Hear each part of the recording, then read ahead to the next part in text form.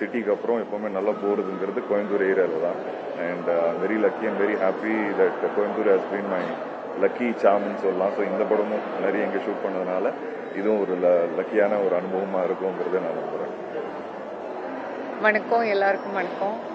ரொம்ப சந்தோஷம் இப்போ கோயம்புத்தூர்ல வந்து நம்ம படம் இங்க ப்ரமோட் பண்றதுக்கான ஒரு வாய்ப்பு கிடைச்சது.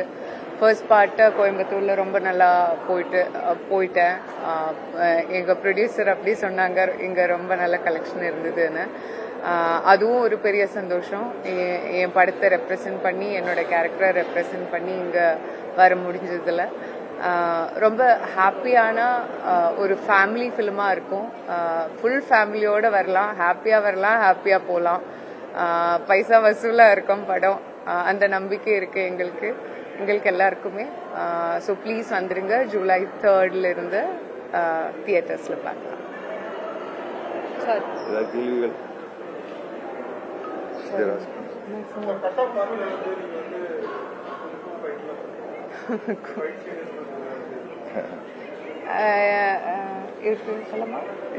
கன்ஃபியூஸ் பண்ணிடுவோம் உங்களை. ஒருவேளை இருக்கலாம், ஒருவேளை இல்லாம இருக்கலாம். பட் அதே மாதிரி ரிப்பீட் பண்ணா, ஆமா அதான் இல்ல இதுல வந்து அவங்களுக்கு ஆக்ஷன் சீக்வன்சஸ் இருக்கு. பட் அது வேற ஸ்கிரீன் பிளே வேறையா இருக்கிறதுனால சிச்சுவேஷன்ஸ் மாறும். அதே மாதிரி பண்ணாலும் நீங்க அதே மாதிரி படம் ஒரே மாதிரி இருக்குன்றீங்க. ஸோ அதனால ஆக்ஷன் சீக்வன்சஸ் இருக்கு, ஆனா வேற சிச்சுவேஷன்ஸ் வேறையா இருக்கும். நிறைய குஸ்தி ஆடி இருக்காங்க இந்த படத்துலயும் அவங்க. அண்ட் முக்கியமா நான் வந்து இந்த படத்துல குஸ்தி ஆடி இருக்கேன். அதுதான் வந்து ஒரு சின்ன ட்விஸ்டா இருக்கும். பார்ட் 1ல எப்படி நீங்க இன்டர்வல் பிளாக் நல்லா ரசிச்சீங்களோ, பார்ட் 2ல கிளைமேக்ஸ்ல ஒரு சர்ப்ரைஸ் இருக்கும். ஸோ அதுதான் நாங்க ரொம்ப நம்புறோம். ஆமா, எங்க பார்ட் 1 முடிஞ்சதோ அங்க இருந்தா பார்ட் 2 ஆரம்பிக்குது. ஸோ வீராங்கிற கேரக்டர் கீர்த்தி கிட்ட பார்ட் 1ல கிளைமேக்ஸ்ல ப்ராமிஸ் பண்ணியிருப்பாரு, உன்னை வந்து மேரிகோம் மாதிரி இந்தியாவுக்கு ஆட வைக்கிறேன்றது. அது அவன் பண்ணானா இல்லையாங்கிறது தான் இந்த படத்தோட கதை.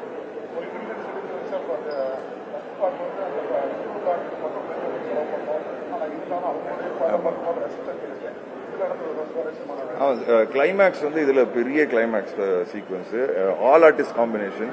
அண்ட் ஒரு 6 இல்ல 7 நாள் எடுத்தோம். எப்படி நான் சொன்ன மாதிரி இன்ட்ரோல் பார்ட் 1ல இருந்ததோ இதுல பார்ட் 2ல வந்து கிளைமேக்ஸ். அது வந்து எல்லா ஆர்டிஸ்ட் காம்பினேஷன்ல வச்சு ஷூட் பண்ணியிருக்கிறோம். அண்ட் அது ரொம்ப சேலஞ்சிங்கா இருந்தது. சுப்ரீம் சுந்தர் மாஸ்டர் அவர் தான் வந்து ஸ்டண்ட் கொரியோகிராஃபர் இந்த படத்துக்கு. ரொம்ப அழகா அந்த ஹோல் சீக்வன்ஸ் வந்து எக்ஸிக்யூட் பண்ணி கொடுத்தாரு. அதுதான் இந்த படத்தோட ஹைலைட்டா இருக்கும். லாஸ்ட் 40 மினிட்ஸ் வந்து நீங்க தியேட்டர்ல இருந்து வெளியே வரும்போது நீங்க பயங்கர ஒரு சிரிப்போட இருப்பீங்க. அதை நாங்க ஸ்ட்ராங்கா நம்புறோம். ஐஸ்வரி சார் ப்ரொடியூஸ் பண்ணியிருக்காரு. ஸோ பார்ட் 1ஓட நான் சேர்ந்து ப்ரொடியூஸ் பண்ணியிருக்கேன். ஸோ பார்ட் 1ஓட இன்னும் கொஞ்சம் பிரம்மாண்டம் இந்த படத்துல உங்களுக்கு. ஆமா, கருணாஸ் அண்ணா வந்து எப்படி பார்ட் 1ல உங்களை எல்லாரும் பயங்கரமா அவரோட அந்த மேல் ஷாவனிஸ்ட் கேரக்டர் வச்சு செய்ய வச்சாரோ, இந்த படத்துலயும் அவர் வந்து த்ரூ அவுட்டா இருக்கிறாரு. எஸ்பெஷலி செகண்ட் ஹாஃப் வந்து சூப்பரா ஹோல்ட் பண்ணுவாரு. காளி வெங்கட், முனீஷ்காந்த், ஸ்ரீஜா மேடம், இந்த மாதிரி எல்லாருமே அந்த ஹோல் பட்டாலுமே பார்ட் 1ல பார்த்த பட்டாலும் உங்களுக்கு பார்ட் 2லயும் இருக்கும். அண்ட் எந்த கேரக்டரும் நீங்க மிஸ் பண்ண மாட்டீங்க. நீங்க பார்ட் 1ல பார்த்து என்ன ரசிச்சீங்களோ அந்த கேரக்டர்ஸ் நீங்க பார்ட் 2ல பார்த்து ரசிப்பீங்க. நான் சொன்ன மாதிரி ரம்யா கிருஷ்ணன் மேடம் வந்து ஒரு சூப்பரான ஒரு கேரக்டர் பண்ணியிருக்காங்க. அதை பத்தி நிறைய சொல்ல முடியாது. இப்போ அது ட்ரெய்லர் வரும்போது 27 நாளைக்கு ட்ரெய்லர் ரிலீஸ் ஆக போகுது. ஸோ நீங்க எல்லாரும் பாருங்க. பார்க்கும்போது உங்களுக்கு ஒரு ஐடியா வரும் இந்த படம் என்னங்கிறது. ஆமா ஆமா ரொம்ப புதுசா இருந்தது எனக்கு. ஏன்னா இதுதான் நான் ஃபர்ஸ்ட் டைம் ஒரு அப்பாவா நடிக்கிறேன். நான் சினிமால பெருசா அப்பாவா நடிச்சது கிடையாது. அண்ட் அந்த சாங் வந்து இங்க பொள்ளாச்சி சுத்தி தான் ஷூட் பண்ணோம். பாபா பாஸ்கர் மாஸ்டர் தான் கொரியோகிராஃபர். அந்த பாப்பாவுக்கு பாவம் அந்த சாங் நடிக்கும் போது 2-3 வாட்டி கீழே வந்து அடி வேற பட்டுச்சு. பட் ஸ்டில் அவங்க ரொம்ப சப்போர்ட்டிவா, முட்டிலாம் பேர்ந்து ரத்தம் வர ஆரம்பிச்சு, எங்களுக்கு கொடுமையா இருக்கும். பட் ஆனாலும் வந்து அவங்க ரொம்ப சப்போர்ட்டிவா பண்ணி கொடுத்தாங்க. ரொம்ப கியூட்டா ஜாரா இந்த படத்துல எனக்கு தெரிஞ்சு அவங்க தான் ஒரு ஹைலைட்டா இருப்பாங்க. குட்டி பாப்பா ரொம்ப கியூட்டா பண்ணிருக்காங்க. அண்ட் அந்த எக்ஸ்பீரியன்ஸ் தான் எனக்கு சூப்பரா இருக்கும். ஆமா ஆமா சம்பவக்காரி சாங் நம்ம ஒரு ஃபேமிலியோட ஒரு ஹஸ்பண்ட் அண்ட் ஒய்ஃபோட ரொம்ப ரியலான இமோஷன்ஸ் அதுல ஷோ பண்றதுக்கு ட்ரை பண்ணியிருக்கோம். அது ஆக்சுவலா நல்ல ரிசப்ஷன் இருக்கும்.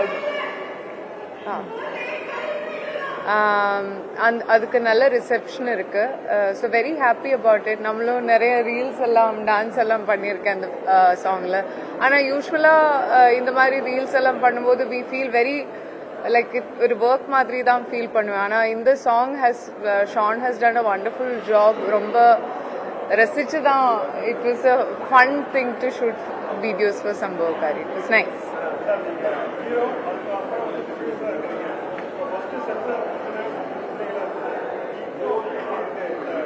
இல்லை சார், எங்க படம் பொறுத்த வரைக்கும் கிளீன் நியூஸ் சார். ஸோ இன்னும் அனௌன்ஸ்மெண்ட் வரல வெளியே, பட் எங்க சர்டிஃபிகேட் வந்துருச்சு. இங்கே சொல்லிடுறேன், கிளீன் நியூஸ் சர்டிஃபிகேட் சார். படம் காமிச்சோம், அடுத்த நாளே எங்களுக்கு சர்டிஃபிகேட் வந்துருச்சு. ஸோ இது ஒரு ஃபேமிலி ஃபில்ம். ஸோ எங்களுக்கு அந்த மாதிரி எந்த சேலஞ்சும் இல்லை சார். ஆமாம்.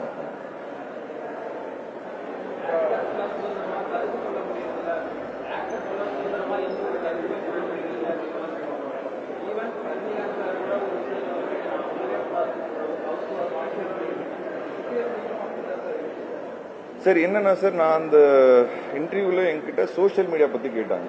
என்கிட்ட ஒரு கமெண்ட் காமிச்சாங்க என்னை பத்தி. அந்த கமெண்ட் பத்தி பேசும்போது தான் நான் ஒரு எக்ஸாம்பிளா எடுத்து கொடுத்தேன். நான் யாரையோ பின் பாயிண்ட் பண்ணியோ யாரையோ சப்போர்ட் பண்ணலையோ இல்ல யாரையோ ஆப்போசிட்டா பேசுறதுக்கு நான் அது பேசல. நான் ஒரு எக்ஸாம்பிளா தான் சொல்லியிருக்கேன். அவ்வளவு பெரிய சூப்பர் ஸ்டார், அவருக்கும் ஒரு எக்ஸ்பிளனேஷன் கொடுக்க வேண்டிய ஒரு சிச்சுவேஷன் வந்துருது இன்னைக்கு.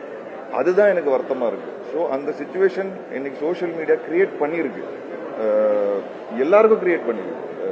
ரஜினி சார் மட்டும் இல்லை, இன்னைக்கு எல்லாருக்குமே ஏதாவது ஒரு விஷயம் நடந்தா யார் ஃபர்ஸ்ட் என்ன குற்றச்சாட்டு வைக்கிறாங்களோ அதுதான் உண்மை ஆயிடுது. அது நம்ம எக்ஸ்பிளைன் பண்ணாம சைலண்டா இருந்தோம்னா அது உண்மை ஆயிடுது. அப்போ எக்ஸ்பிளைன் பண்ண வேண்டிய சிச்சுவேஷன் வருது. ஸோ நானும் பார்த்தேன் சோஷியல் மீடியால நிறைய போயிட்டு இருக்கு. அதை வச்சு நான் யாரையும் குறிப்பா சொல்ல. இன்ஃபேக்ட் சில அந்த எலெக்ஷன் டைம்ல சில விஷயங்கள் நடக்கும்போது எனக்கு என்னாச்சு, ஆன்லைன்ல என்ன போயிட்டு இருக்குன்னு கூட தெரியல. எனக்கு கூட இருக்க நண்பர் தான் சொன்னாரு இந்த மாதிரி போயிட்டு இருக்கு. அப்புறமா தான் ரஜினி சார் ஸ்பீச் கொடுக்கும்போது தான் புரிஞ்சது என்ன எதுக்காக கொடுத்தாருங்கிறது. ஸோ அதுதான் நான் ஒரு எக்ஸாம்பிளா சொல்லியிருக்கேன். தவிர்த்து எனக்கு யார் சப்போர்ட்டும் யாருக்கு அகேன்ஸ்டாவும் எனக்கு பேசுறதுக்கு எந்த விருப்பமும் இல்லை. இப்போ நான் சொன்னது கரெக்ட். இன்னைக்கு சோஷியல் மீடியா அது நான் பேக் அடிக்க மாட்டேன். நான் என்ன சொன்னேனோ அது இப்போ நான் ஸ்டாண்ட் பண்றேன். எப்படி எல்லாருக்கும் சுதந்திரம் இருக்கோ ஒரு கமெண்ட் போடுறதுக்கோ இல்ல ஒரு விஷயத்தை விமர்சனம் பண்றதுக்கோ, அதே தான் எங்க நடிகர்களுக்கும் எங்களுக்கும் இருக்கு. நாங்க மட்டும் பேசினா ஏன் அது பெருசாயிடுது, ஏன் அது டிவைடா மாறுது? அது இருக்கக்கூடாது. எப்படி அந்த சுதந்திரம் உங்களுக்கு இருக்கோ ஒரு விஷயத்த எப்படி பாக்குறோம் இல்ல நாங்க என்ன நினைக்கிறோம் அதை பத்தி இல்ல என்ன சொன்னோம்னு ஆசைப்படுற சுதந்திரம் எங்களுக்கும் இருக்கணும்ல. அது ஏன் இருக்கக்கூடாது? இவ்வளவுதான் என்னோட கேள்வி. அண்ட் நான் பேசுனது இப்போ நான் ஸ்டாண்ட் பண்றேன். ஆமா, அது நடக்கதான் செய்யும். ஏன்னா லவ்வும் நிறைய வருது இல்ல, அப்போ அட்டாக்கும் நிறைய வரும். ஸோ எங்க லவ் அதிகமா இருக்கும் அங்க சண்டைகள் நிறைய இருக்கும். அப்படிதான் நான் இதை பாத்துக்கிறேன். ஆனா சம்டைம்ஸ் ரொம்ப பர்சனலா போகும்போது ஹர்ட் ஆகுது. ஃபேமிலியோ இல்ல மற்ற விஷயங்களும் உள்ள கொண்டு வரும்போது இல்ல கெட்ட வார்த்தையில திட்டும் போது இதெல்லாம் எதுக்குங்கிற மாதிரி இருக்கு. எல்லாரும் சாவ போறாங்க ஒரு நாள், யாருமே உயிரோட இருக்க போறது இல்ல. இப்ப எதுக்கு இவ்வளவு வன்மம், இவ்வளவு இது? யாரை பிடிச்சிருக்கோ சப்போர்ட் பண்ண, பிடிக்கலையா உங்க கருத்தை சொல்லுங்க, கண்டிப்பா சொல்லுங்க. உங்க பாயிண்ட் எடுத்து வைங்க, ஏதாவது ஃபீட்பேக் கொடுக்கணும்னா கொடுங்க. அதுக்கு தான் சோஷியல் மீடியா. ஆனா அசிங்கமா திட்டுறதோ இல்ல பர்சனலா இறங்குறதோ அது இருக்கக்கூடாதுங்கிறது நான் ரொம்ப ஸ்ட்ராங்கா இன்னைக்கு இல்ல, நான் முன்னாடி கூட பேசியிருக்கிறேன். இப்போதான் அது ரீச் ஆகுது, அவ்வளவுதான். ஆமா,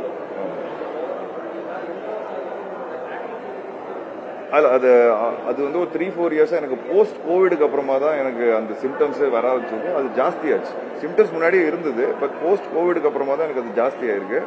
ஸோ அது எப்படின்னா அது மேனேஜ்மெண்ட் தான். இதுக்கப்புறம் அது ரொம்ப டீட்டெயில் நான் போக விரும்பல, பட் அது மேனேஜ் தான் பண்ணணும் தவிர்த்து அதுக்கு கியூருங்கிறது கிடையாது. ஸோ நேற்று நான் இந்த மாதிரி பண்ணும்போது நான் நிறைய ட்ரை பண்ணிட்டேன், எனக்கு அது கியூர் கிடைக்க மாட்டேங்குது. டெம்பரரி கியூர் தான் கிடைக்கிறது தவிர்த்து பர்மனன்ட் கியூர் கிடைக்க மாட்டேங்குது. ஸோ நேற்று இந்த விஷயத்த நான் ஷேர் பண்ணணும்னு நினைச்சேன். ஏன்னா நிறைய இன்னைக்கு ஃப்ரெஷ்ஷா இருப்பேன் பாத்தீங்கன்னா. ஏன்னா நான் அந்த மெடிசன் விட்டுட்டேன். அந்த 2 நாளா நான் அந்த மெடிசன் சாப்பிடல. அதோட சைடு எஃபெக்ட் என்னன்னா, சாப்பிட்டா அது உங்களை சோர்வாக்கும், டயர்ட் ஆக்கும். நீங்க ஸ்ட்ரெஸ் பண்ணக்கூடாது, நீங்க ரெஸ்ட் எடுக்கணும். பட் எங்க ப்ரொமோஷன் டைம்ல நானும் யோசிச்சுட்டு இருந்தேன், என்னாச்சு ஒரு வாரமா நான் ஏன் அப்படி இருக்கேன் போதுதான் எனக்கு ரியலைஸ் ஆச்சு, இந்த மெடிசன் சாப்பிட்றதுனால தான் நான் அப்படி இருக்கேங்கிறது. உடனே நான் என்ன பண்ணிட்டேன், அந்த மெடிசன் ஸ்டாப் பண்ணிட்டேன். நேத்துல இருந்து இன்னில இருந்து நான் ஃப்ரெஷ்ஷா ஃபீல் பண்ண ஆரம்பிச்சிட்டேன். பட் என்னன்னா அது பர்மனன்ட் சொல்யூஷன் கிடையாது. அது ஆட்டோ இம்யூனுங்கிறது எப்பப்பெல்லாம் இம்யூன் ஸ்ட்ரெஸ் ஆகுதோ அப்பப்பெல்லாம் அது ரெக்கவர் ஆகும்.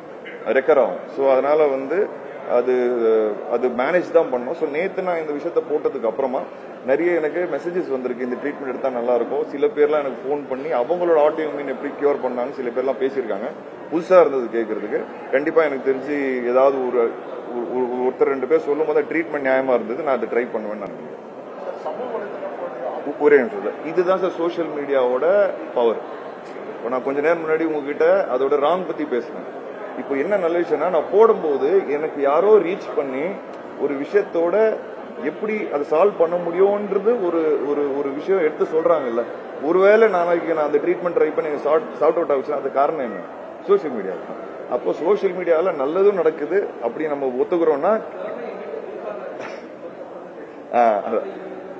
ஆமா அதான் சார், அதுதான் சோசியல் மீடியாவோட பவர். தட் இன்ஃபர்மேஷன் ரொம்ப சீக்கிரமா அவைலபிளா இருக்கு, ஸ்ப்ரெட்டா இருக்கு. பட் மிஸ்இன்ஃபர்மேஷனும் அதோட ஃபாஸ்டா பரவுது. இதுதான் வந்து நான் கொஞ்சம் யோசிப்பேன் சம்டைம். சோசியல் மீடியா நல்ல விஷயத்துக்கு பயன்படுத்தலாமே, அவ்வளவுதான்.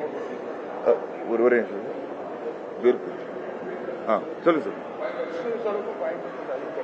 ஆமா ஆமா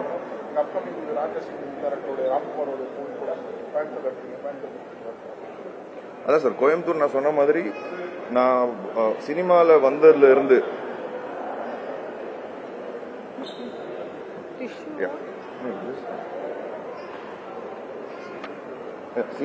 நான் ஆக்சுவலா வந்ததுல இருந்து நான் பண்ண நிறைய படங்கள் சென்னையை தாண்டி அதிகமா ஓடுனது வந்து கோயம்புத்தூர் ஏரியால தான். ஸோ கோயம்புத்தூர் மக்களுக்கு ஒருவேளை என் மேல நிறைய லவ் இருக்குன்னு நான் நினைக்கிறேன். அதனால இது என்னன்னு தெரியல, நிறைய வாட்டி கோயம்புத்தூர் வந்து ஷூட் பண்றேன். என்னோட டைரக்டர்ஸ் ராம்குமார் அவரோட 3 படம் பண்ணியிருக்கேன். இன்டர்நெட் நாளை ரவி அவரோட ஒரு படம் பண்ணியிருக்கேன். அவங்க எல்லாரும் திருப்பூர் தான். ஆமா, அண்ட் அந்த ஹோல் டைரக்டர் கும்பல் ஒன்று இருக்கு திருப்பூர்ல இருந்து. அவங்க எல்லாரும் எனக்கு ரொம்ப க்ளோஸ், அவரோட அசிஸ்டன்ட்ஸ், கோ டைரக்டர்ஸ். ஸோ நிறைய வாட்டி இங்க வந்து ஷூட் பண்ணும்போது எனக்கு ஒரு நல்ல ஃபீலிங். கோயம்புத்தூர் வந்துட்டா என் படம் ஹிட் ஆயிடும், கோயம்புத்தூர் வந்து ப்ரமோட் பண்ணா என் படம் ஹிட் ஆயிடும்ங்கிறது எனக்கு ஒரு மனசுல ஒரு நம்பிக்கை இருக்கு. அதனால தான் இங்க வந்திருக்கிறேன்.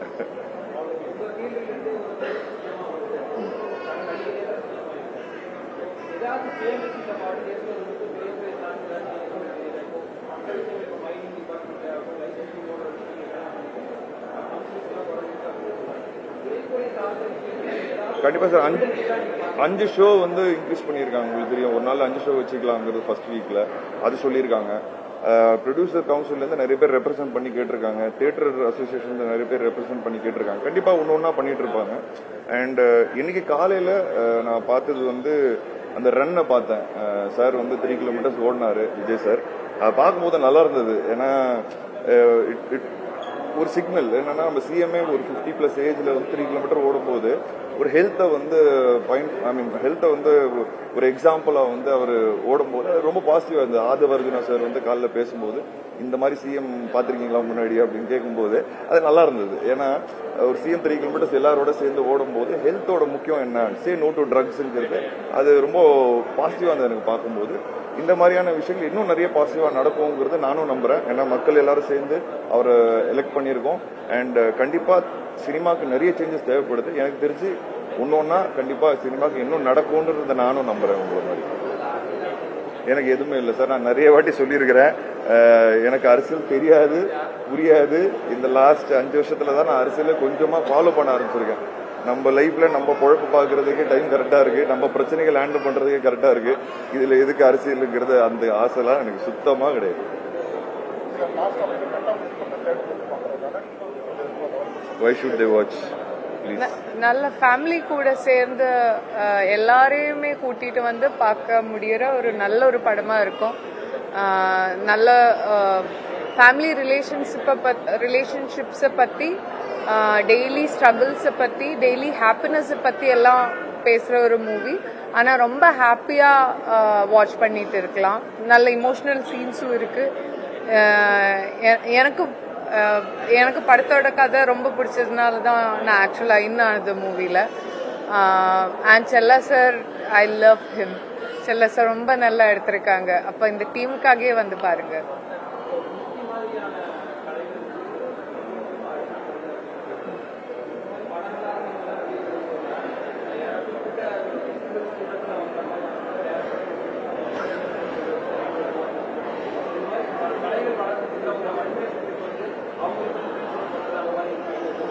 சார் இருக்கு சார். ஆல்ரெடி ஆக்சுவலா பாத்தீங்கன்னா இந்த படத்துல பார்ட்டிசிபேட் பண்ண நிறைய ரெஸ்லர்ஸ் ஒரு அசோசியேஷன் ஒன்று இருக்கு சேலம்ல. அவங்களுக்கு நாங்க எங்களால் என்ன பண்ண முடியுமோ பண்ணிட்டு இருக்கிறோம், சப்போர்ட் பண்ணிட்டு இருக்கிறோம். கண்டிப்பா படத்தோட ஷோஸும் வந்து அந்த மாதிரி யாராவது ஆசைப்பட்டாங்கன்னா கேட்டாங்கன்னா நாங்கள் கண்டிப்பா வந்து பிளே பண்ணுவோம். அண்ட் ஐஸ்வர்யா சொன்ன மாதிரி இது ஒரு நல்ல என்டர்டெய்னர். செல்லா சாரோட சேர்ந்து நான் பண்ற 3வது படம். ஃபர்ஸ்ட் வந்து சில்கார்பட்டி சிங்கம், 2வது கட்டாகுஸ்தி 1, இப்போ கட்டாகுஸ்தி 2. என் கரியர்ல என் கூட ஒரு 11 வருஷமா ஒரு தூணா நிக்கிற ஒரு டைரக்டர்னா, ஒரே டைரக்டர்னா அது செல்லா சார் சொல்லுவேன். அவர் வந்து வேலனை வந்துட்ட வெள்ளக்காரனோட ரைட்டரும். ஸோ அப்போ அந்த படத்துல கோ டைரக்டரா இருந்தாரு. ஸோ செல்லா அவருக்காக இந்த படம் கண்டிப்பா ஓடணுங்கிறது நான் வேண்டிக்கிறேன். அண்ட் எங்க டீம் எல்லாருமே ஒரு நல்ல என்டர்டெய்னர் கொடுத்துருக்கோங்கிறத நாங்க நம்புறோம். அண்ட் ஆடியன்ஸ் தியேட்டர்ல நல்லா சிரிச்சு ரசிச்சு பார்க்கும்போது எங்களுக்கு ஒரு சந்தோஷம் வரும்ங்கிறத நாங்க நம்புறோம். ராட்சசன் 2 வந்து ஆக்சுவலா சார் நிறைய 2 இருக்கு என் லைஃப்ல. முண்டாஸ்பட்டி 2, இன்டர்நேஷனல் 2, ராட்சசன் 2 ஆனா எதுவுமே நடக்கல. எஃப்ஐஆரும் நாங்க பார்ட் 2 பிளான் பண்ணி தான் ஸ்டார்டே பண்ணோம். பட் சில காரணங்களால எதுவுமே அடுத்த கட்டத்துக்கு போல. அதனாலதான் என்ன ஆனாலும் இந்த வாட்டி ஒரு 2 பண்ணிடணும்னு சொல்லி தான் கட்டாகுஸ்தி 2 பண்ணிருக்கோம். பட் ஃபோர்ஸ் பண்ணி பண்ணல. ரொம்ப நியாயமா இருக்கும் கதை, உங்களை டிசப்பாயிண்ட் பண்ணாது. ஸோ ராட்சசன் 2 எப்போ வரும் அப்படின்னு என்கிட்ட கேட்டீங்கன்னா எனக்கு தெரியாது. நானும் ரொம்ப ஈகரா வெயிட் பண்ணிட்டு இருக்கேன். கதை இருக்கு அப்படின்னு கேட்டீங்கன்னா இருக்கு. கதை என்னன்னு எனக்கு தெரியும், சூப்பரா இருக்கும். பட் டைரக்டர் எப்போ ஆசைப்படுறாரோ அது அப்போதான் கன்வெர்ட் ஆகும்னு நான் நினைக்கிறேன். தேங்க்யூ. ரொம்ப ஃபாஸ்டா போயிட்டேன். டிகிடுகிடு ரொம்ப ஃபாஸ்டா